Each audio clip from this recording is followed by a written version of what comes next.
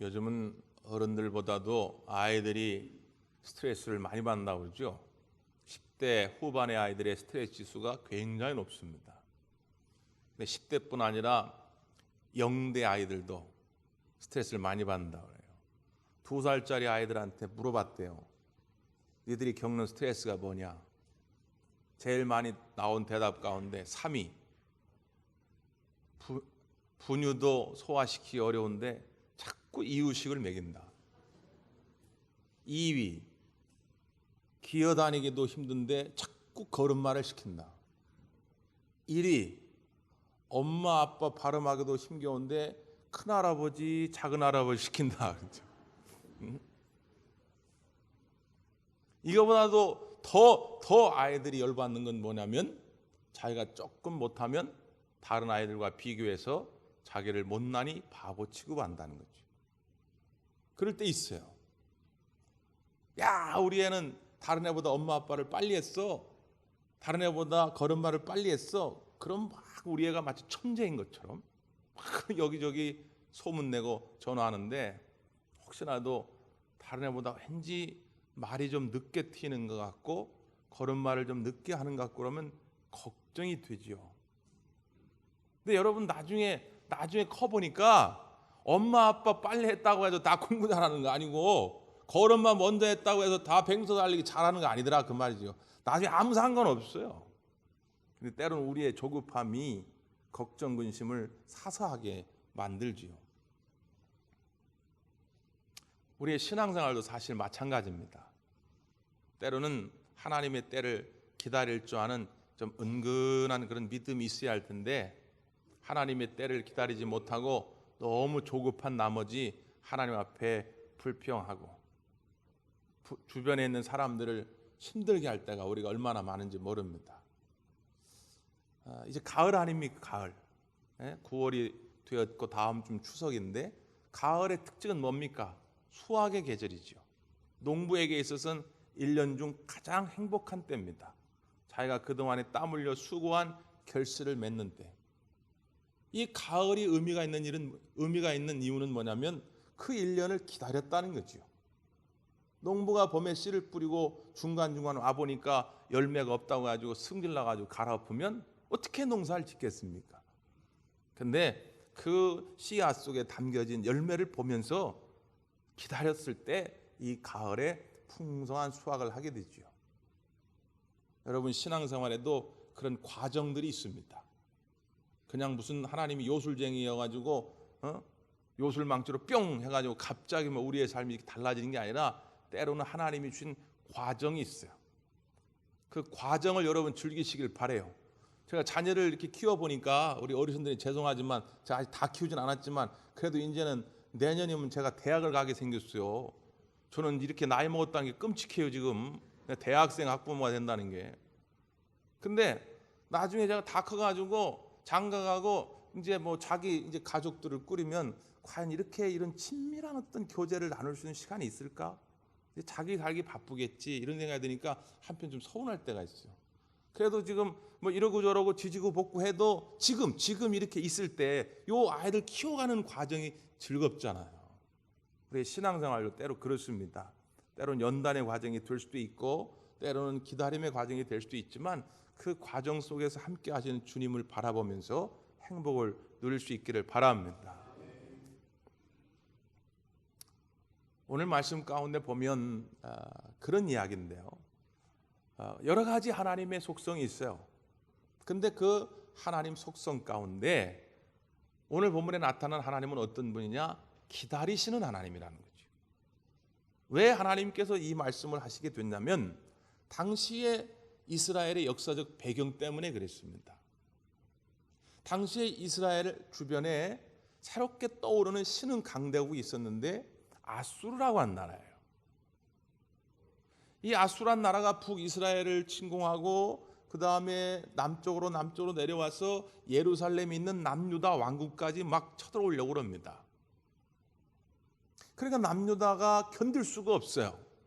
이거 어떻게 하면 좋을까 고민하다가 오래된 전통적인 강대국이 있어요. 애굽이란 나라입니다. 지금 이집트지요. 그래서 애굽의 왕한테 가가지고 머리를 조아리면서 많은 조공도 갖다 바치고 그들의 문화, 습관, 심지어 그들의 우상까지 막 끌어들이면서 애굽에게 잘 보이려고 그래요. 이스라엘이 아주 중간에 낀 거지요.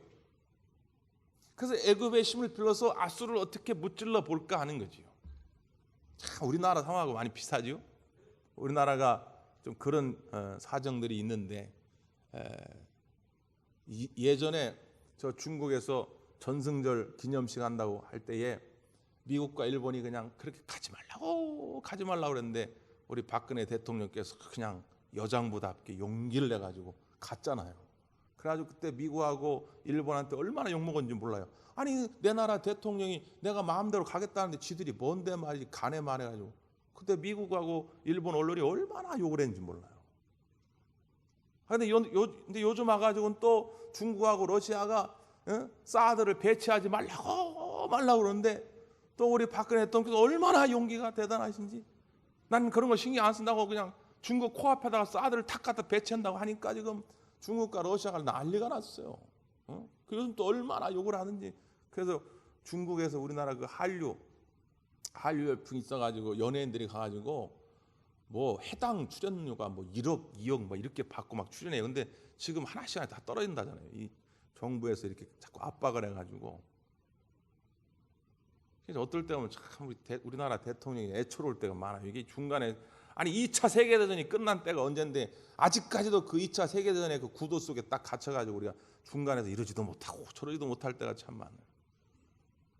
빨리 남과 북이 평화적인 통일을 이루어가지고 우리가 강대국이 딱 돼가지고 미국 대통령 보러 야 중국 좀 가봐 그럼 가고 중국 주석 보러 야 미국 좀 가봐 그럼 가고 그런 날이 오기를 제가 바랍니다. 제가 여러분도 기도를 많이 해주세요.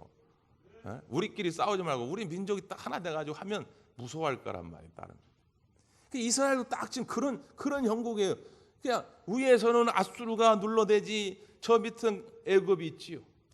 자 여러분에게 한번 그럼 묻고 싶습니다. 이럴 때에 신흥 강대국 막 떠오르는 아수르를 가가지고 의지하고 기대할까요? 아니면 원래부터 이 전통적인 강대국인 이 애굽을 의지하고 기대할까요?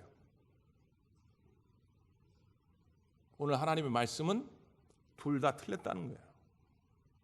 물론 우리가 현재 살아가면서 주변국들과 어떤 외교적인 동맹을 안 맺을 수가 없지요. 지금 하나님은 근데 그걸 지적하고자 함이 아니라 그 마음의 중심이 지금 어디 있느냐? 야, 네가 애굽한테 가가지고 의지한다고 해가지고 네가 이 고통으로부터 자유할 수 있을 것 같으냐? 이 위기로부터 해방될 수 있을 것 같아? 아니면 아수르한테 가가지고 잘 보인다고 해가지고 네가 온전히 평화를 이룰 것 같아? 그렇지 않아. 네가 정말 지금 이 순간 바라봐야 할 것은 나다. 이거예요.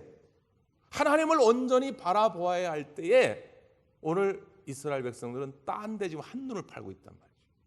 마음을 빼앗겼다는 거예요. 지금 하나님이 지금 그걸 지적하고 계신 것입니다.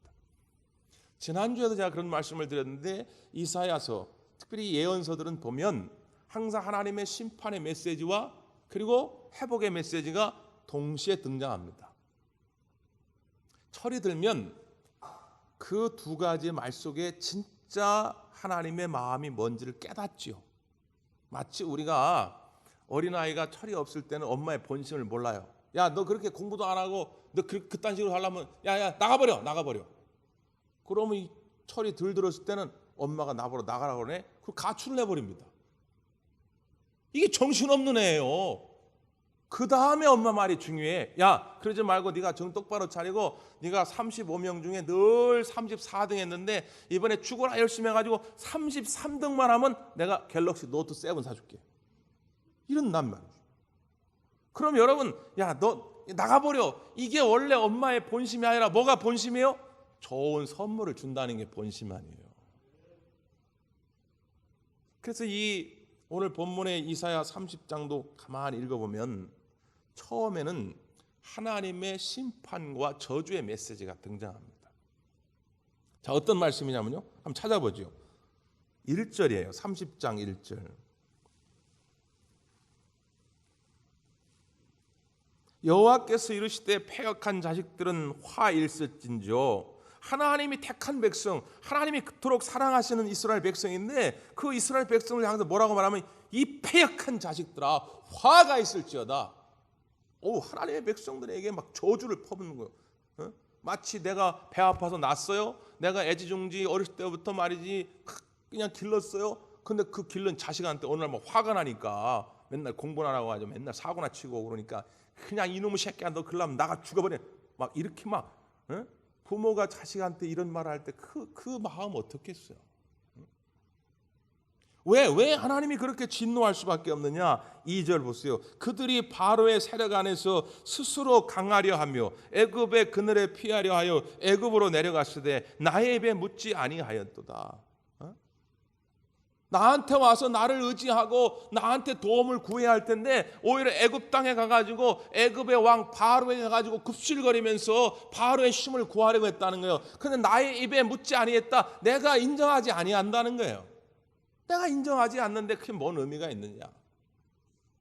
결국은 너희들의 그 행동이 3절 그러므로 바로의 세력이 너희의 수치가 되며 애굽의 그늘의 피함이 너희의 수욕이 될 것이다. 결국에는 네가 피해 보려고 갔다가 애굽 그 바로 때문에 더 큰 수치를 당하게 될 것이다. 그런 얘기입니다. 꼭 평소에 성경을 안 읽던 사람들이 연초가 되면 내가 오늘부터 하나님 말씀대로 살아야지. 1월 1일 그래 아침부터 하나님 말씀 보고 말씀대로 살아야지. 근데 뭘 읽어야지? 평소에 안 읽어봤으니까 에라 모르겠다 그러면 자 하나님 오늘 하나님 말씀 주세요. 하나 둘 셋 딱 그랬는데 이사야 30장 1절이 딱 나온 거예요. 패역한 자식들아 화일쓸진저. 그 딱 덮어버리고 다시는 내가 성경 안 읽는다고 말. 성경이 맨날 이런 저주만 있다고. 그러니까 평소에 좀 꾸준히 읽으시되 꾸준히 여기서 멈추시면 안 돼요. 계속 읽어가시다 보면 하나님의 회복의 메시지가 등장합니다. 그게 오늘 본문이에요. 18절 말씀이에요. 18절 다 같이 읽습니다. 시작.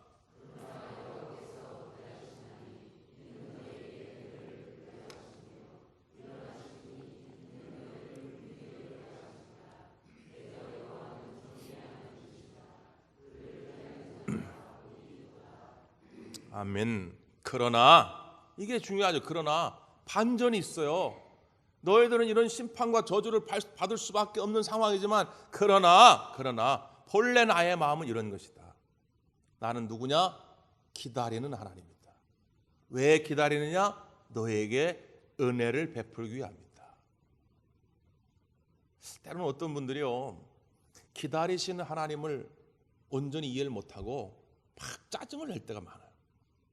제가 예전에도 어떤 집에 가가지고 예배를 인도하다가 그 어떤 가족을 만났는데 그분이 그래요. 자기는 참 하나님의 살아계심을 믿을 수가 없다는 거예요. 왜 그러냐?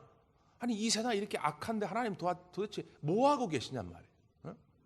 아니 이 세상에 이렇게 이 쓰레기 같은 인간들이 많은데 말이지 하나님이 그냥 벼락을 쳐가지고 이 쓰레기 같은 인간들을 확 그냥 다 몰살을 시켜야 할 텐데 말이에요. 하나님은 살아계시지 않다는 거. 여러분 왜 하나님이 기다리실까요? 여러분 이 기다리시는 아버지의 애타는 마음을 아세요? 누가복음 15장에 우리가 탕자의 비유 흔히 얘기하는데 사실 그 비유의 제목은 기다리시는 하나님의 비유입니다. 막내 아들이 아버지의 돈을 빨리 뺏어가지고는 세상으로 가가지고는 화랑방탕하게 의미도 없이 목적도 없이 막 썼어요. 나중에는 다 빈털터리가 돼가지고 먹을 것이 없어가지고 돼지 우리에서 말이 돼지가 먹는 쥐염 열매를 옆에 가서 같이 먹고 앉았어요. 그걸 먹다가 자기를 생각해보니까 신세가 너무 처량한 거죠. 그래서 아버지한테 돌아가기로 결심을 해요. 근데 아버지한테 돌아오는데 염치가 없잖아요. 면목이 없잖아요. 그러니까 한 걸음이 천리길 같아요. 천천히 가도 될까? 아빠가 나를 어떻게 생각할까? 가도 될까? 그런데 저쪽에서 집 앞에서 그 아들을 본 아버지는 천리길을 한 걸음처럼 뛰어가는 거예요. 지난번 올림픽 때 우사인 볼트 저리 가라요. 볼트보다 더 빨리 뛰어가는 거예요. 왜 아버지는 맨날 그렇게 문 앞에 나와 계십니까? 집 나간 아들 때문에. 언제나 돌아올까? 언제나 돌아올까? 돌아오기만 하면 내가 가장 좋은 것을 줄 텐데, 가장 좋은 음식을 줄 텐데, 가장 좋은 옷을 입힐 텐데. 이게 철없이 나간 아들과 제 가운데 사는 그 백성들과 늘 기다려주시는 아버지의 마음은 다른 거예요. 예배를 딱 제가 아까 시작하는데, 목사도요 실수할 때가 있어요. 너무 마음에 담아두지 마세요. 처음에가 중요하고, 처음에 예배로의 부름이 매우 중요하거든요. 오늘은 성령 강림 후 몇째 주일로 하나님께 예배하겠습니다. 근데 마이크가 안 나오는 마이크가. 순간적으로 확 짜증나는 말이에요. 예배가 이렇게 준비가 안 돼 있나? 그 딱 보니까 저기 앰프 만지는 사람이 없는 거예요. 앰프 만지는 사람이 누구예요? 저하고 굉장히 가까운 사람이란 말이에요. 왜 이거 좀 시작할 텐데 왜 없나?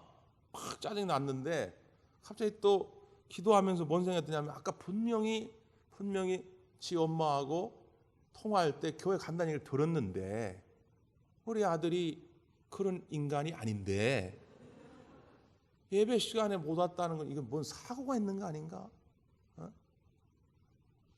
옛날에 제가 가톨교회에서 교육전수할 때 저희 아버님이 예배 시간에 늦게 온 적이 있어요. 여기. 그때 제가 교통사고 당해가지고 경찰서 가는 바람에 아버님이 절 찾으러 헤매다가 예배 시간에 늦으셨다고. 저희 아버님 그런 분이 아닌데. 저 그런 마음이 드는 거예요. 순간적으로 이거 오다가 어디 뭐 사고 난 거 아닌가? 그렇게 딴 생각하다가 딱 보니까 경배 찬송해야 되는데 갑자기 교동문인 게 딱 보여가지고 교동문 63번. 여러분, 예배 시간에도 여러분 그런 거 아세요? 목사는 거의 다 알아요. 여기 딱 여러분의 자리, 우리 장로님들 앉는 자리, 권사님 앉는 자리, 딱 여기 자기 자리가 거의 계시잖아요. 이름표도 안 붙여놨는데 어떻게 딱딱딱 그렇게 맞춰가지고 앉는지 모르겠어요. 그러면 예배 시간이 다 될 쯤 되면 제가 요 뒤에 보면 다 알거든요. 저 자리에 누가 오셔야 되는데. 최소한 권사님쯤 됐으면 예배 시간 한 5분 전에 와서 다 앉아가지고 기도로 딱 준비하고 찬양하면서 마음의 문도 좀 열고 하면 얼마나 좋겠어요. 그런 분들이 꽤 계시거든요. 근데 그분이 안 오시네. 저 자리 좀 예배 시간 1분 전인데 안 오네. 얼마나 속상한지. 권사님 돼가지고 예배 시간 1분 전인데도 아직도 안 오네. 근데 딱 11시 1분이 되면 어떤 생각이 드냐? 지금이라도 오시면 좋겠는데. 무슨 일이 생기셨나? 오다가 운전하다 사고 나셨나? 가족에 무슨 일 있나? 11시 한 5분쯤 되면 제발 지금이라도 오시면 하나님이 모든 걸 다 용서하실 텐데. 예? 그 기다리는 마음 아세요? 우리 하나님이 우리를 그렇게 기다려 주십니다. 여러분 보세요. 지금 만약에 하나님이 심판의 때를 정하셔가지고 지금 오셔서 우리 주님이 우리의 모든 삶을 결산하시고자 한다면 여러분 자신 있으십니까? 내가 너한테 많은 사람을 붙여주었다. 영혼 구원의 열매를 맺으라고 너에게 부모를, 자녀를, 남편과 아내를, 너의 친구와 이웃을 붙여주었는데 과연 너는 열매를 맺고 있느냐? 물으실 때에 하나님 앞에 그 열매를 내놓을 자신이 있으십니까? 내가 너한테 시간의 복을 주었고 재물의 복을 주었다. 그걸 통하여 하나님 나라의 일을 하라고 주었는데 너는 얼마나 했느냐? 하나님 내게 맡겨주신 10달란트 충성을 다해서 내가 또 다른 10달란트를 남겼습니다. 하나님 나한테 5달란트 주셨지만 내가 불평하지 않고 충성을 다해 또 다른 5달란트를 남겼습니다.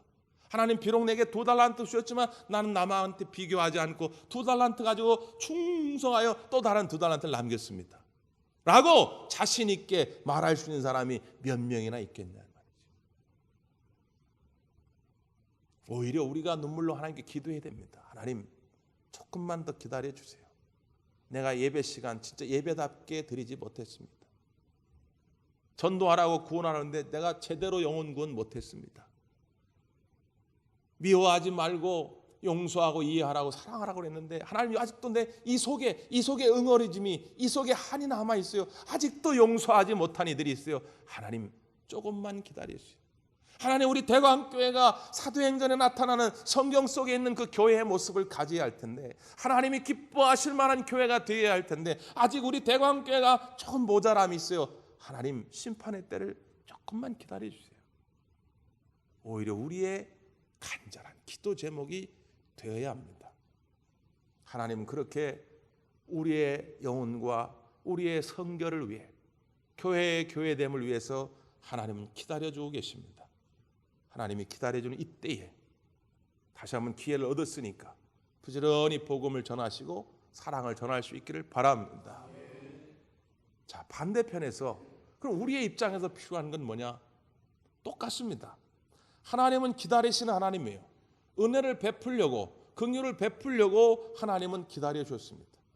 우리 편에서도 똑같이 18절 후반부에 보니까 대저 여호와는 정의의 하나님이시라, 그를 기다리는 자마다 복이 있도다 말씀합니다. 우리도 하나님을 똑같이 기다려야 됩니다. 하나님의 속성이니까 그 하나님의 속성을 우리가 그대로 본받아 가지고 우리도 기다릴 때에 복이 있다. 그러면서 19절 말씀 이렇게 되죠. 19절 시작.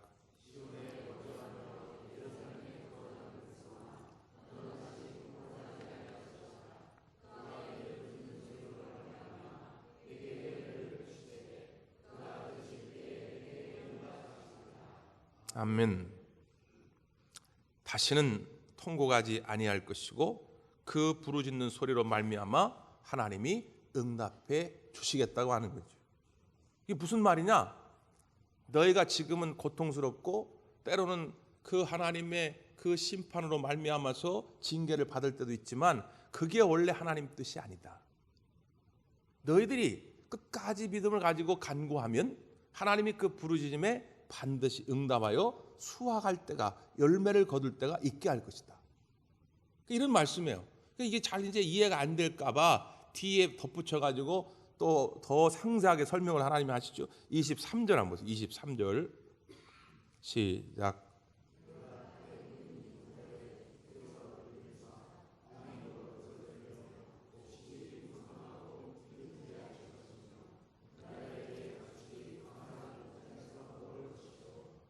아멘.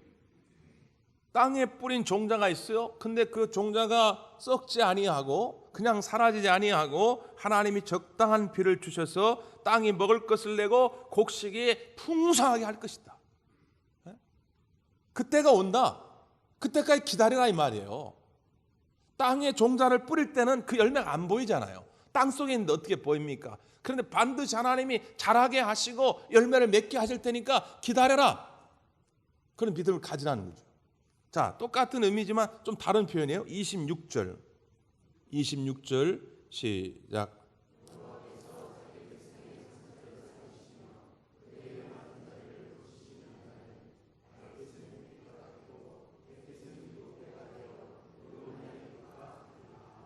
하나님의 상처를 싸매실 때, 고치실 때가 온다는 거지요. 그때는 달빛, 희미한 달빛이 햇빛처럼 될 것이고 햇빛은 7배가 될 것이다. 그만큼 밝은 하나님의 능력이 우리 가운데 임하게 될 것이라는 거죠. 그걸 기다리라.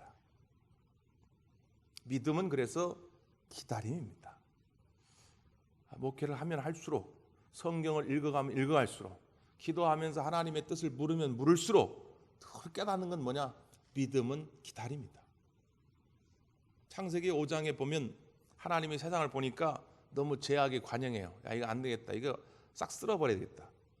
그러려면 어떻게 해야 되냐? 홍수의 심판을 갖게 해야 되겠다.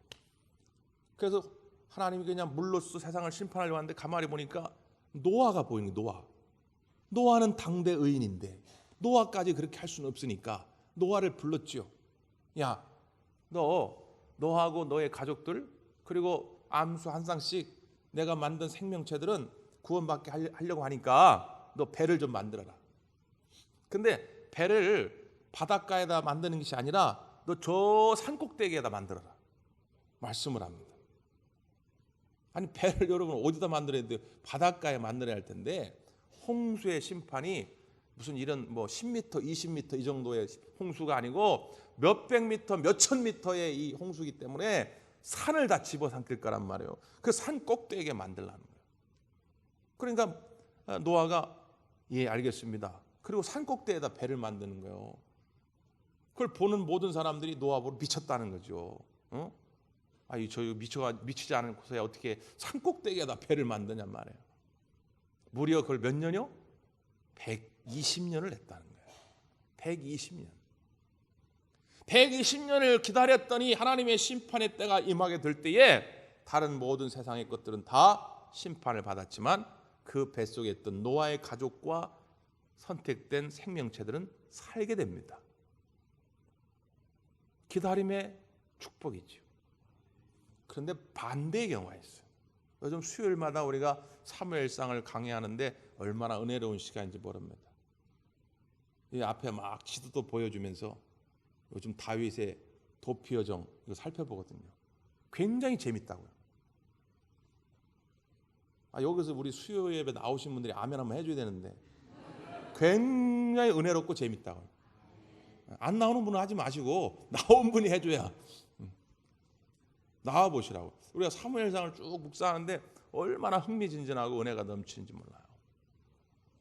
근데 이제 사울 왕가가 몰락해 가고 다윗 왕가가 새롭게 뜨거든요. 사울 왕가가 왜 몰락해 갈까? 결정적인 한 사건이 있습니다. 사무엘상 13장에 등장하는데 사울이 이제 블레셋과 전투를 벌이게 됐어요. 근데 객관적인 전력으로 보면 블레셋 군사력이 훨씬 월등합니다. 그러니까 이제 사울이 어떻게 하면 좋을까 해가지고 자기가 의지하고 있던 사무엘 선자를 초청해요. 사무엘 선자 와가지고 지금으로 말하면 이제 시국기도회를 해달라는 거죠. 전쟁에서 승리할 수 있도록. 그래서 사무엘 선자가 오기로 합니다. 그런데 약속한 시간이 하루가 지나고 이틀이 지나고 3일이 지나도 안 와. 4일이 지나고 5일이 지나나 7일이 지났는데도 안 오는 거예요. 그러니까 백성들 가운데 막 흉흉한 소문이 도는 거죠. 야, 우리 이번에 이거 전쟁해봐야 이길 수 없나 보다. 이거 선지자도 오시지도 않고. 그리고 막 탈영병이 생기는 거예요. 막 도망을 가는 거예요. 그 사울이 더 이상 기다릴 수가 없는 거지요. 에라 모르겠다. 뭐 그까짓 거 뭐 번제물 드리는데 꼭 뭐 선지자가 해야 돼? 내가 하면 그 말이. 야 가져와. 그리고 왕이 와가지고 왕이 하나님 앞에 제사를 드린 거예요. 제사 드린다고 하는 것이 뭐 그렇게 나쁘겠습니까? 왕도 할 수 있겠지요. 근데 그리고 바로 사무엘 선자가 도착을 했어요. 그 사무엘 선자가 사울에게 하는 이야기입니다. 사무엘상 13장 13절 이하인데요. 사무엘이 사울에게 이르되 왕이 망령되이 행하였도다. 왕의 하나님 여호와께서 왕에게 내리신 명령을 지키지 아니하였도다. 그리하였더라면 여호와께서 이스라엘 위에 왕의 나라를 영원히 세우셨을 것이거늘 지금은 왕의 나라가 길지 못할 것이라. 하나님의 이름을 망령되이 일컫는 행위였다는 거예요. 기다리지 못한 것이. 하나님이 사무엘 선자를 통하여 제사를 받기를 원하셨는데 그 몇 시간을 더 못 기다린 거예요. 그 몇 시간. 그 몇 시간만 더 기다렸다면 사울 왕가는 몰락하지 아니하고 더 오랜 시간 승승장구했을 텐데 그걸 못 기다려가지고 결국 당신의 나라는 오래가지 못하고 새로운 왕가 다윗의 왕가가 출현하게 될 것이라는 겁니다. 그게 반대죠. 사무엘상을 묵상하다 보니까 다윗도 물론 실수할 때가 있고 허물이 있었지만 다윗에게 있었던 좋은 점 하나가 있었어요. 시편 40편 1절 이하에 보면 이 다윗의 고백입니다. 그가 많은 어려움을 당했을 당시에 드렸던 시에 뭐라고 고백하냐면 내가 여호와를 기다리고 기다렸더니 귀를 기울이사 나의 부르짖음을 들으셨도다. 나를 기가 막힐 웅덩이와 수렁에서 끌어올리시고 내 발을 반석 위에 두사 내 걸음을 견고하게 하셨도다. 하나님을 기다렸더니 하나님이 내게 귀를 기울이시고 나의 부르짖음을 들어주시고 나를 기가 막힐 웅덩이와 수렁에서 건져주셨다는 거죠. 다윗이 사울을 피해 도피한 시간이 10년입니다. 이미 오래전 10여 년 전에 이미 다윗은 왕으로의 기름 부음을 받았어요. 하나님이 사무엘 선자를 통해서 다윗에게 너는 왕이 될 것이라고 예고했습니다. 근데 10년을 도망치면서 얼마나 많은 생각이 들었겠어요. 그런데 다윗은 기다렸다는 거죠. 어저께 우리 정인용 집사님 병원 신방을 하게 됐는데 신방을 마치고 우리 같은 신방대원이었던 최영 집사님이 2주 전에 그 아들 재선이가 입원했을 때 같은 병실에 있었던 환우인데 자기의 태신자다, 중부 기도자다. 그래서 신방을 좀 해줬으면 좋겠다. 그러지요 뭐. 그래서 저는 이름도 얼굴도 모르는 분인데 가서 기도를 해주게 됐어요. 사연을 알고 보니까 지금 50대 한 중후반으로 되시는 분인데 식도암 2기예요. 얼마나 지금 마음이 답답하고 속상하겠습니까? 그래서 정말 간절한 마음으로 그 마음을 하나님 지켜주시고 모든 암세포를 사라지게 해주시고 건강 회복되기를 기도합니다. 기도해 드렸어요. 그리고 이제 몇 마디 이야기를 이렇게 주고받았는데 전혀 교회를 다녀보시지 않은 분이에요. 참 요즘 그런 분 만나기 쉽지 않습니다. 우리나라 4사람 가운데 한 사람은 그리스도이니까 뭐 어렸을 때 뭐 성탄절이라도 가서 빵 하나 얻어먹으려도 가게 되는데 교회를 가본 적이 없어요. 그래서 그분이 하시는 말씀이 내가 이렇게 목사님을 모시고 기도받을 줄은 꿈에도 생각을 못했다는 거죠. 그래요? 근데 몇 마디 더 나누다 보니까 그 이유를 알았어요. 그건 뭐냐면 자녀들을 이제 돈 벌려고 다 이렇게 도시로 내보내고 어머니가 혼자 남으셨는데 어머니가 그때 예수님을 만난 거예요. 그래서 교회를 다니게 됐다는 거예요. 더 이상 그 이유를 알아볼 필요가 없죠. 제가 그랬죠. 그 어머니의 기도가 응답된 것입니다. 아들은 몰랐겠죠. 어머니가 자기를 위해 얼마나 기도하는지. 그러나 우리는 안 봐도 선합니다. 그 어머니가 어느 교회 권사님이시라는데 그 아들의 구원을 놓고 얼마나 많은 세월 동안 눈물로 기도했겠습니까? 때로는 말 듣지 않는 그 마음의 문이 열리지 않는 아들 때문에 얼마나 속상해 하셨겠어요. 그런데 그 어머니의 기도가 기다렸더니 응답되어져서 비록 그렇게 육체의 질병 때문에 하나님을 찾게 됐지만 목사를 만난 거예요. 만약에 그분이 병원에 입원하지 않았더라면 목사를 그렇게 순수한 마음으로 받아들이겠습니까? 에? 그런데 몸이 그렇게 연약하여지니까 목사를 순수하게 굉장히 반갑게 맞이해 주면서 함께 기도했어요. 그리고 돌아오는데 이제부터 자기도 예수를 한번 믿어보겠다고 그러시더라고요. 이게 얼마나 감사한지요. 물론 앞으로 일이 어떻게 될지 우리는 모르지만 그러나 분명한 것은 오늘 우리의 자녀들을 위해서 우리의 삶의 문제들을 놓고 인내심을 가지고 기다리며 기도할 때 하나님이 반드시 응답해 주시는 때가 있다는 것입니다. 내가 정한 때, 내가 정한 계획 때문에 실망하지 말고 하나님이 정한 때를 기다리면서 하나님이 더 큰 은혜를 여러분 사모하면서 이 땅의 지금의 모든 어려움들을 잘 이겨낼 수 있기를 간절히 바랍니다. 기도하겠습니다.